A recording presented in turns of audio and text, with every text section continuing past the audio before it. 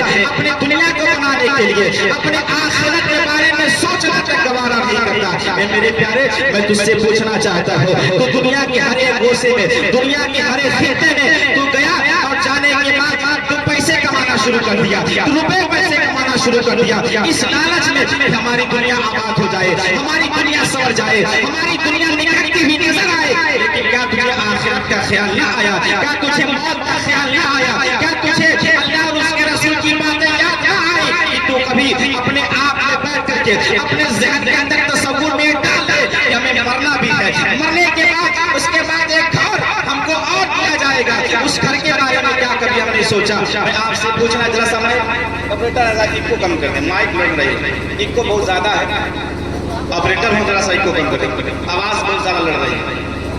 تقریر میں ایکو کم ہونا چاہیے تاکہ آواز صاف پھیلے اور آواز صاف سنائی دے. نعت شریف میں ایکو چل سکتا ہے لیکن تقریر میں ایکو کم ہو. آپ ایکو 2 پوائنٹ پہ کر دیں, 2 پوائنٹ پہ کر دیں, بیس کو تھوڑا سا آپ اچھے طریقے سے سنوار دیں. آپ کا مائک بہت اچھا چل رہا ہے.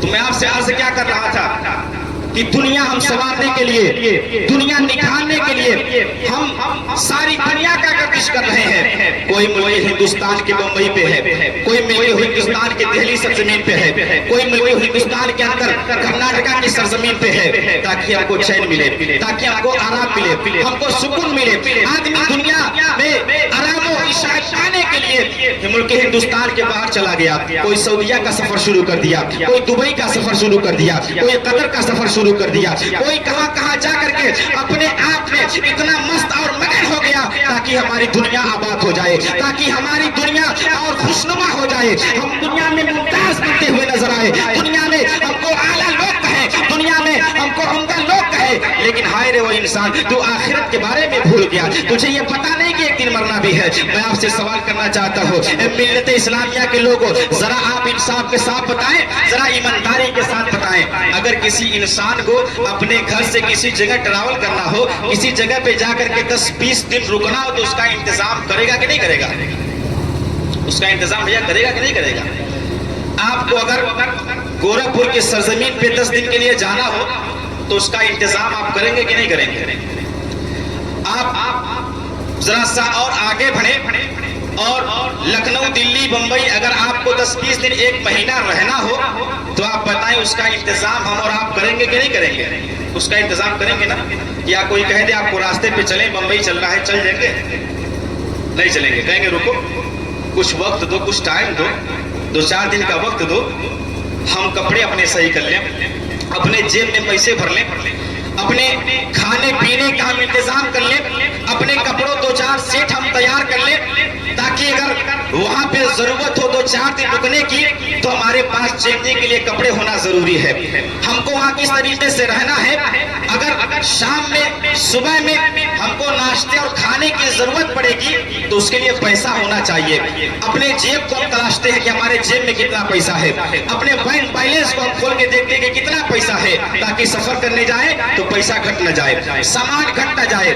2-4 دن اگر کسی جگہ پہ ہمیں اور آپ کو جا کر کے مقیم ہونا ہو, ہمیں اور آپ کو جا کر کے رہنا ہو, تو اس انسان کو اتنا تو معلوم ہے کہ اس کا انتظام ہونا چاہیے, اس انسان کو اتنی تو خبر ہے کہ اس کا انتظام ہونا چاہیے. اپنے بٹووں کو تلاشتا ہے, اپنے جیب کو تلاشتا ہے, اپنے آپ کو سنوارتا ہے, اپنے آپ کو تیار کرتا ہے, تاکہ 4 دن ہم جا کر کے وہاں رہیں گے تو کسی چیز کے ہم محتاج نہ ہو, کسی کے مانگنے کے ہم محتاج نہ ہو, ہماری 4 دن کی زندگی وہاں آرام سے کٹ جائے.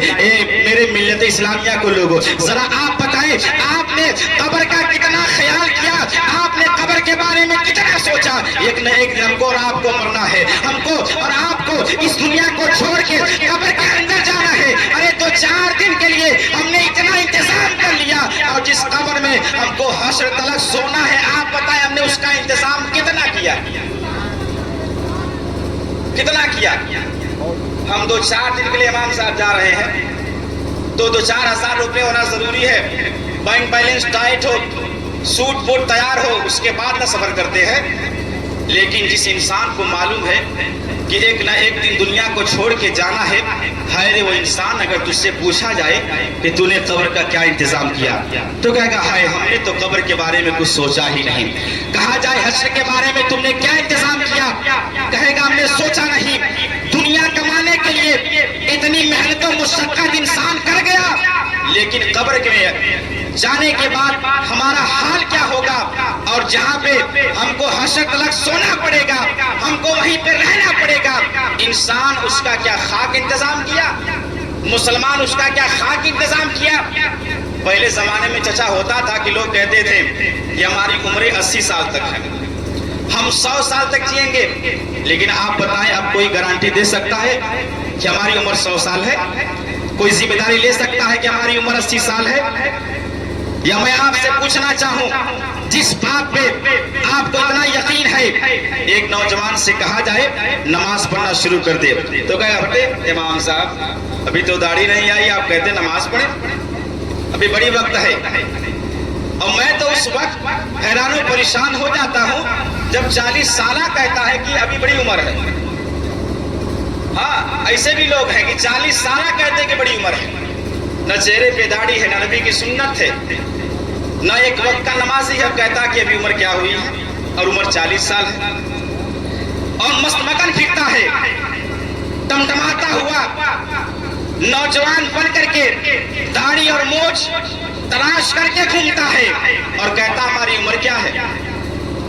میرے پیاروں، موت کی کوئی عمر نہیں ہوتی، موت آپ کے ہاتھ میں نہیں ہے کہ آپ چاہیں گے تو 80 سال کی عمر میں ہوگی، آپ چاہیں گے تو 100 سال کی عمر میں ہوگی، آپ چاہیں گے اپنے مرضی کے مطابق اپنی زندگی کا فیصلہ کر لیں، آپ کے ہاتھ میں نہیں دیا گیا، بلکہ میں نے ابھی کہا موت کا ایک وقت ہے، موت کا ایک ٹائم ہے، وہ اپنے وقت میں آ کے رہے گی۔ میں آپ سے پوچھنا چاہتا ہوں اے میرے پیارے اسلامی بھائیوں، ذرا ایمانداری کے ساتھ بتانا اس بات کو، کیا آپ نے بچپنے کے عالم سے لے کر کے آپ نے بڑھاپے تک کے عالم میں جتنے لوگ پائے جاتے ہیں، آپ نے کیا ان کی نماز جنازہ نہیں پڑھی ہے؟ ہم نے اگر معاشرے میں کسی ایک انسان سے سوال کیا، ایک انسان ذرا سا یہ سوال کا جواب دے دو، میرے سوال کا ذرا سا جواب بتا دو، کیا تم نے 5 سالہ بچے کا جنازہ پڑھا ہے؟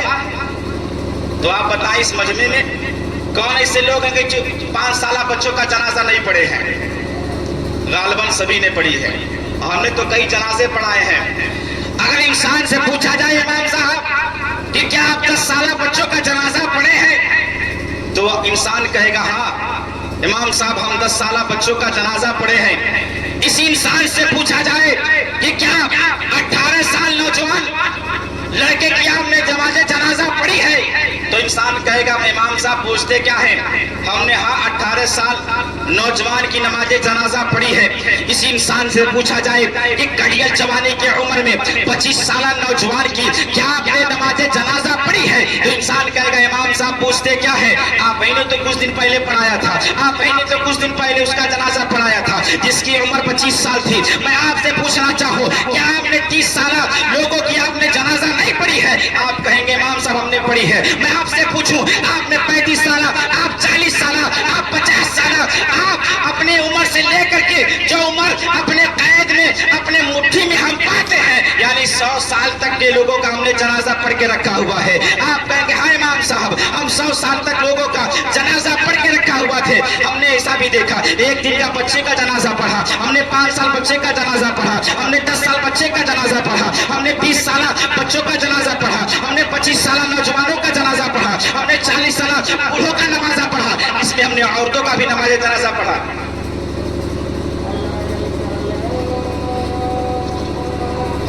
تو کچھ دیر اور بولا جائے تو میں عرض کیا کر رہا تھا، امام صاحب سے ہر ایک انسان کہے گا امام صاحب پوچھتے کیا ہیں؟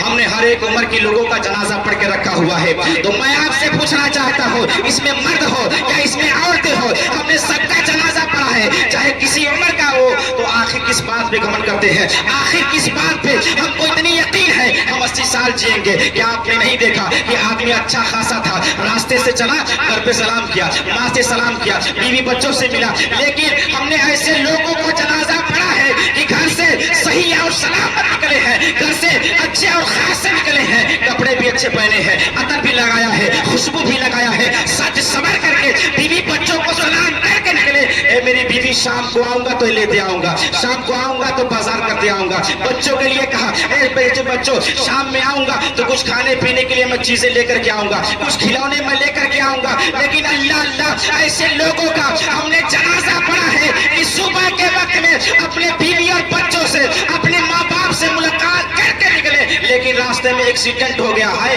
खबर आई कि फला का इंतकाल हो चुका है, फला दुनिया को छोड़ के चल बसा है। क्या आप लोगों ने ऐसे लोगों का जनाजा नहीं पढ़ा है? आप कहेंगे इमाम साहब हमने ऐसे लोगों का जनाजा पढ़ा है जो रास्ते में गए और एक्सीडेंट की वजह से मौत कर गए। हाय, मैंने तो एक ऐसे नौजवान की नमाज़े जनाजा पढ़ी है, अल्लाह अल्लाह, जब उस मंजर को मैं सोचता हूँ तब मेरा बदन कांप जाता है। मैंने इमाम साहब ऐसे एक नौजवान की मैंने जनाजा पढ़ी है कि जो शादी करा के आया और अगले दिन इंतकाल कर गया, अगले दिन वो मर गया, अगले दिन दुनिया को छोड़ के चल गया। मैंने ऐसे लोगों का जनाजा पढ़ा, अल्लाह अल्लाह, ऐसे लोगों का मैंने जनाजा पढ़ के रखा हुआ है। आपसे मैं पूछना चाहता हूँ, ए मेरे प्यारे जरा बता दे, आखिर किस बात पे यकीन है, आखिर किस बात पे इतना घमंड है, किस बात पे इतना तुझको तकब्बुर है कि तुझको मालूम है कि मौत की कोई उम्र नहीं होती है। ये हमको बचपने के साल में आ सकती है, हमको जवानी के साल में आ सकती है, हमको बुढ़ापे के साल में आ सकती है। तो आखिर ये इंसान किस चीज में खो करके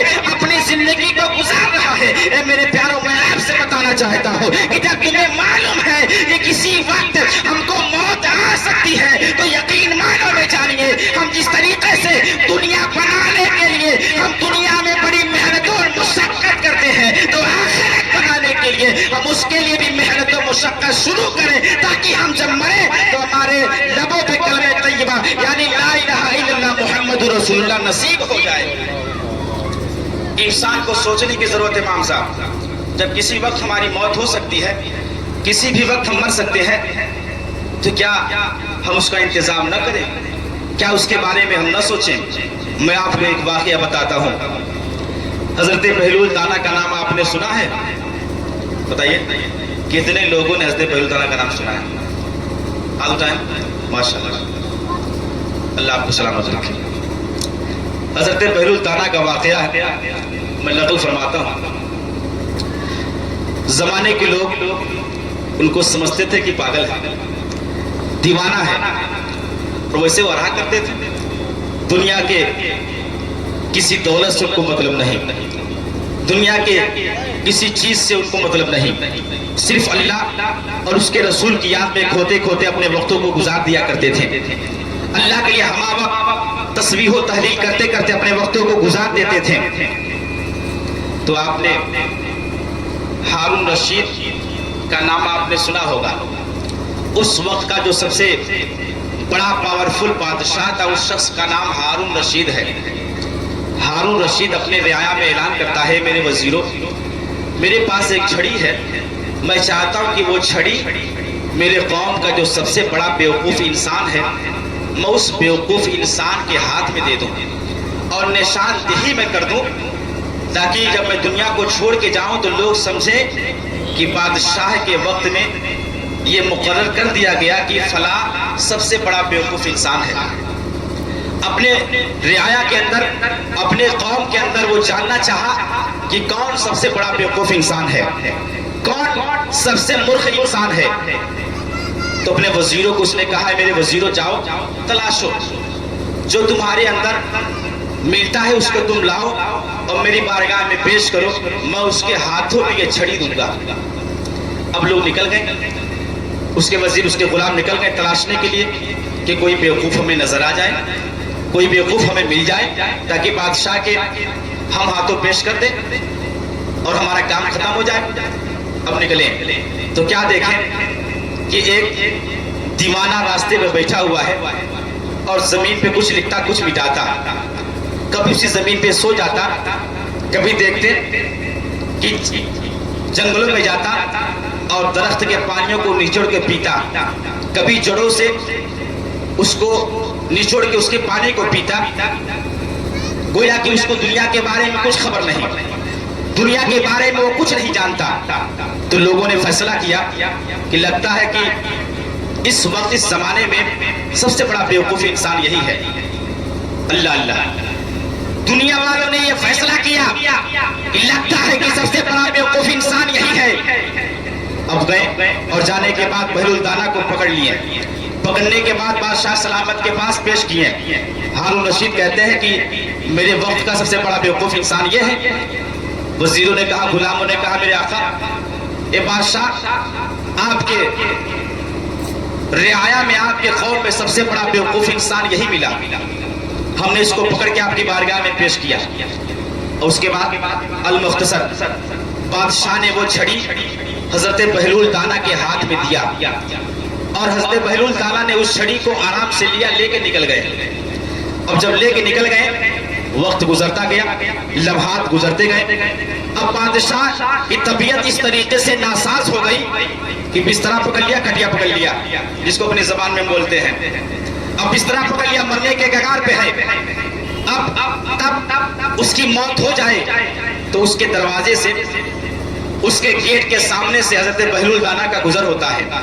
جب گزر ہوتا ہے تو لوگ آپس میں باتیں کرتے ہیں نا, کہ لگتا ہے کہ فلانے بچی ہیں نا, باتیں کرتے نا, کہ لگتا ہے کہ ٹھکانے بچی ہیں نا, وقت ان کا قریب آ گیا. تو ان کے غلام, ان کے رعایا کے لوگ آپس میں باتیں کر رہے ہیں کہ لگتا ہے کہ بادشاہ بچیں گے نہیں, لگتا ہے کہ بادشاہ اب زیادہ دن کے مہمان نہیں ہیں, ان کی موت کا وقت قریب آ چکا ہے. جیسے بہلول دانا نے سنا تو دروازے کے اندر گئے. دروازے کے اندر گئے تو آواز لگائی, میں بادشاہ سے ملنا چاہتا ہوں. اب لوگ کہیں کہ لگتا کہ بیوقوف انسان یہ بادشاہ سے ملنا چاہتا, چلو اب تو بادشاہ ہو سکتا ہے کہ مر جائے, آخری اس کی خواہش ہے تو پوری کرا دیتے ہیں, ملاقات کرا دیتے ہیں. اب بادشاہ کے سرہانے جا کر کے حضرت بہلول دانا کو اس کے غلاموں نے کھڑا کر لیا, اور کھڑا کرنے کے بعد بادشاہ سے کہا, یہ بادشاہ سلامت, یہ دیکھیے آپ نے جس کو چھڑی دیا تھا وہ آپ کے سرہانے کھڑا, کچھ آپ سے کہنا چاہتا ہے, کچھ آپ سے کہنا چاہتا ہے. تو بادشاہ دیکھا کہ یہ تو وہی بندہ ہے جو کچھ سال پہلے میرے دروازے پہ آیا اور میں نے جس کو سب سے بڑا بیوقوف انسان سمجھ کے یہ چھڑی اس کے ہاتھ میں دیا تھا, یہ چھڑی بھی اپنے ہاتھ میں لے کے کھڑا ہے. اور فرماتے ہیں حضرت بہلول دانا, اے بادشاہ میں چاہتا ہوں کہ تو مرنے والا ہے, یہ چھڑی تو اپنے ہاتھ میں لے لے. اب جیسے اتنا ہارون رشید بادشاہ سنتا ہے کہ یہ چھڑی میرے ہاتھ میں دے رہا ہے, گویا کہ یہ مجھ کو سب سے بڑا بیوقوف انسان سمجھ رہا ہے. میں اس کو سمجھ رہا تھا تو میں نے اس کے ہاتھوں میں یہ چھڑی دیا تھا, اب یہ مجھ کو سمجھ رہا ہے کہ سب سے بڑا بیوقوف انسان میں ہوں. اب بادشاہ زلال میں آ گیا, بادشاہ غصے میں آ گیا, اور بادشاہ فرماتا ہے, کیا تو مجھ کو بیوقوف انسان سمجھتا ہے, مجھ کو کیا سب سے مورخ انسان سمجھتا ہے؟ حضرت بہلول دانا نے کہا, اس میں سمجھنے والی کون سی بات ہے, آپ اپنے رعایا میں تلاشتے ہیں, ارے رعایا کے اندر سب سے بڑے جاہل اور سب سے بڑے بیوقوف انسان آپ ہیں. اب بادشاہ غصے میں آ گیا کہ سب سے بڑا بیوقوف انسان میں, آخر کیسے؟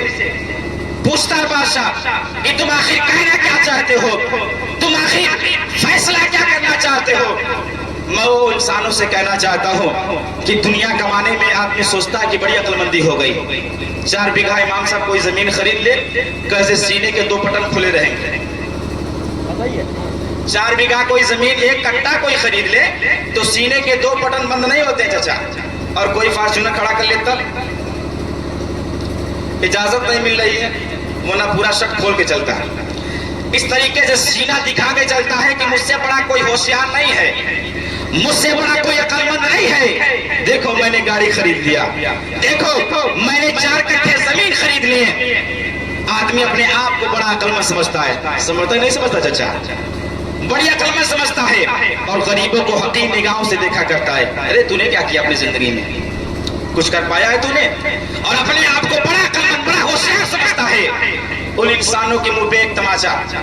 حضرت بہلول دانا کے بزبانی حضرت بہلول دانا فرماتے ہیں, اے بادشاہ اپنے قوم کے اندر اس زمانے میں اگر سب سے بڑا بیوقوف انسان کوئی ہے تو آپ ہیں.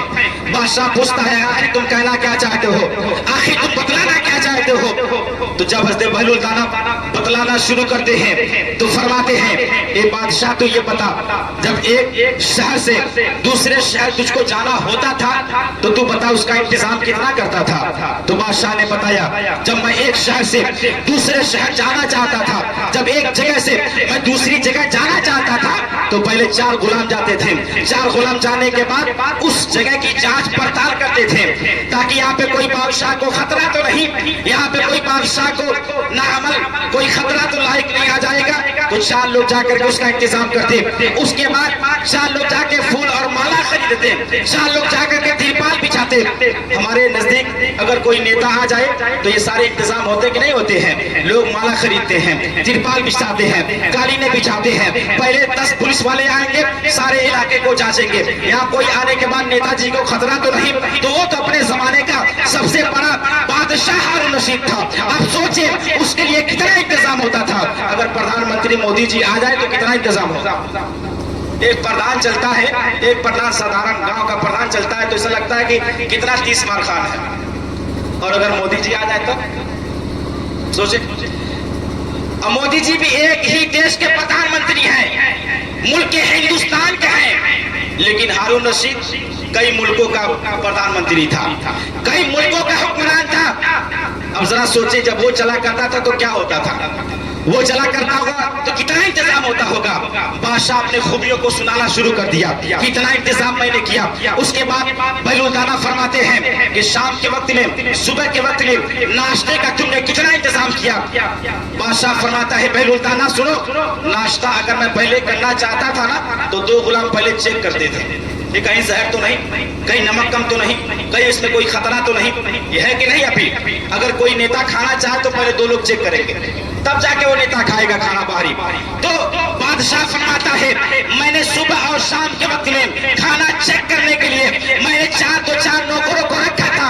पहले वो चेक करते थे, उसके बाद मैं खाना खाता था। बिस्तरे का आला इंतजाम था, कालीन का आला इंतजाम था। मैं जब चला करता था मेरे साथ एक लश्कर चला करती थी। मैं जब चला करता था, जब मैं तो यहाँ से निकला करता था तो मेरे साथ एक फौज निकला करती थी, मेरे साथ एक सैनिक निकला करती थी ताकि मेरी हिफ्ज़ो अमान करे, ताकि मेरी जान पे अगर कोई खतरा बना जाए तो मेरी जान की वो हिफाजत करे, हिफाजत। बादशाह जब इतना कहता है, हज़रत बहलुलदाना फरमाते हैं ए बादशाह तूने दुनिया के लिए इतना इंतजाम किया, जरा ईमानदारी के साथ बताना तुम दुनिया में कहीं चला करते थे, इतना तुमने इंतजाम करके रखा था, ये बताओ कि तुमने आखिरत के लिए कितना इंतजाम किया। अब तो अपने सर को पकड़ लेता बादशाह और फरमाता है तो लगता है कि बड़ा अक्लमंद इंसान है, तो बड़ी गहरी बातें करता है। तुझको तो लोग लाए थे पकड़ के बेवकूफ समझ के, लेकिन तू तो बातें ऐसी छोड़ रहा है, लगता है कि जमाने का सबसे अक्लमंद इंसान तू ही नजर आ रहा है। तो ये क्या कह रहा है? हाँ मैं सच कह रहा हूँ। ये बादशाह बता तूने आखिरत का कितना इंतजाम किया। बादशाह फरमाता है मैंने दुनिया के लिए तो बड़ा कुछ इंतजाम किया था, लेकिन मैंने आखिरत के बारे में तो सोचा ही नहीं। मैंने आखिरत के बारे में तो फिक्र ही नहीं किया कि मेरी आखिरत कैसे होगी। ये तो दुनिया थी ना,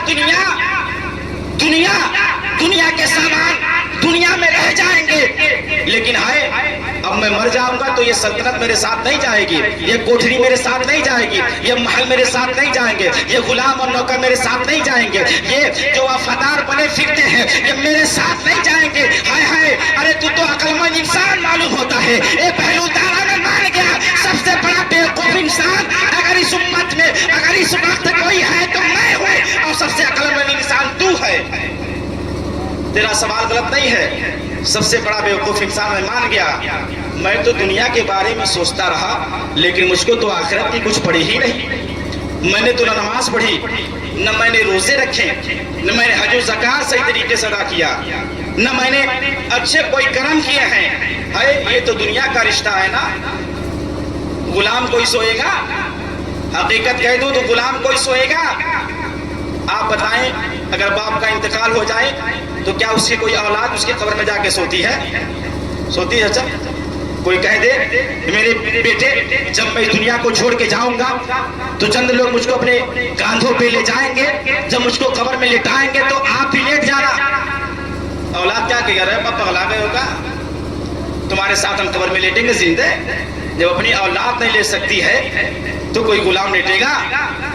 جب اپنی پیدا کی ہوئی اپنی اولاد تمہارے قبروں میں نہیں لیٹ سکتی ہے، ارے لیٹنے کی بات تو چھوڑیے، جو پہلے ہمارے بزرگوں نے طور اور طریقہ بتایا کہ 40 دن تم قبرستان پہ جاتے رہو، جب انسان مر جائے تو چچا یہی نہ تھا کہ 40 دن تک لوگ بلا ناغہ بعد نماز عصر ایک مٹھا اگربتی لے کر کے اپنے ماں باپ کی قبر پہ جاتے تھے اور جا کر کے فاتحہ پڑھتے تھے، لیکن ہائے اب تو وہ رواج بھی ختم ہو گیا۔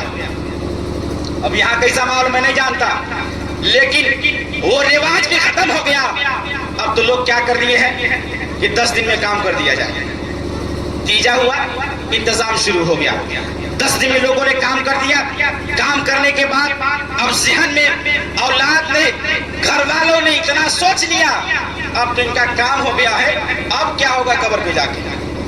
تو اب تو 40 دن تمہاری اولاد تمہاری قبروں پہ نہیں جاتی، تمہارے ساتھ لیٹے گی۔ وہ امام صاحب غلط بولے تو بولیے، اگر غلط میری بات ہو تو بولیے، 40 دن اولاد اپنے ماں باپ کے قبروں پہ جانا گوارا نہیں کرتی، اس کے ساتھ قبر میں لیٹے گی؟ میرے پیارو یہ کام آپ ہرگز نہ کریں۔ ہمارے بزرگوں نے جو بتایا تھا کہ 40ویں کے موقع پہ مرحومین کا کام کیا جائے، اس میں ایک مصلحت تھی، وہ مصلحت کیا تھی؟ میرے آقا علیہ السلام ارشاد فرماتے ہیں کہ جو دنیا سے مر کے چلے جائے 40 دن کے قبروں پہ جایا کرو، اس وجہ سے ان کا گھر وہ نیا ہوتا ہے، جب تم 40 دن روزانہ جاؤ گے تو ان کا اس گھر میں من لگ جائے گا، ان کا اس گھر میں من لگ جائے گا۔ لیکن یہ طریقہ لوگوں نے بگاڑ دیا۔ اب تو ڈر اس بات کا ہے، 4 بھائی اگر ہیں تو بڑکا سوچتا ہے کہ اگر 10 دن میں نہیں ہوا تو بکھر جائے گا ماحول اور سب مجھے کو کرنا پڑ جائے گا۔ اگر پچھلا کماتا ہے تو سوچتا ہے اگر 10 دن میں کام نہیں ہوا تو سب بھائی اکٹھا نہیں ہوں گے، ختم ہو جائیں گے، تو ابا کا کام مجھے کہیں کرنا پڑ نہ جائے۔ چھوٹکا سوچتا ہے کہ ماں باپ کے زمین و جائیداد میں نے زیادہ استعمال کیے ہیں، ماں باپ میرے پاس زیادہ رہے ہیں، اگر یہ 10 دن کے اندر کام نہیں ہوا، ماحول خراب ہو گیا، بڑھ کے کہہ دیے ہم نہیں کریں گے کام، مجلے کر لیے ہم نہیں کام کریں گے کام، جس کے حصے میں تھے ماں باپ وہی کام کریں، تو چھوٹکا پریشان الگ ہے اور سوچتا ہے کہ 10 دن میں کام ہو جائے، سب بھائی اکٹھا رہیں تو کام ہو جائے، اگر سب بکھر گئے تو کام کیسے ہوگا؟ یہ اولاد اپنے اوپر ایک ماں باپ کا کام نہیں لے رہی ہے۔ غلط بولا امام صاحب؟ یہ اولاد اپنے ماں باپ کا کام نہیں لے رہی ہے، آپ بتائیں وہ آپ کے ساتھ قبر میں لیٹے گی؟ جو ایک اولاد اپنے ماں باپ کا کام نہیں کر سکتی، اپنے ماں باپ کے سالے ثواب صحیح طریقے سے وہ ادا نہیں کر سکتے، اپنے کاندھوں پہ بوجھ نہیں اٹھا سکتے، وہ آپ کے مر جانے کے بعد آپ یہ قبر میں ساتھ جائیں گے؟ میں سرسری طور پر اپنی بات کو ختم کر دوں، مجھے معلوم ہے کہ ابھی آپ لوگ کھانا نہیں کھائیں گے کیونکہ بعد نماز مغربی سے شروع ہے تو کھانا کہاں کھائیں گے؟